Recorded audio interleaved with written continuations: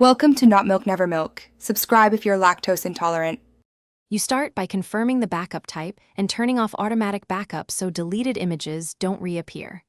Open WhatsApp, go to Settings, Chats, Chat Backup, and note the account used. You'll need that. Once done, disable automatic backup to Google Drive or iCloud. Next, export any photos you want to keep to your phone gallery or another cloud account.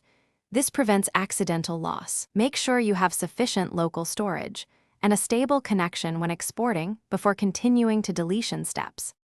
Now remove images from the actual backup. On Android, open Google Drive, tap Backups, find the WhatsApp backup, and delete it or choose Manage Backups to remove media specifically.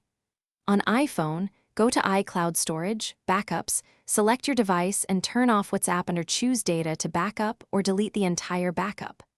Once you remove the backup or media, make a fresh backup without media if available. Confirm the backup timestamp changed and that media files are no longer included before proceeding. Finish by clearing local media so the removed pictures don't resurface.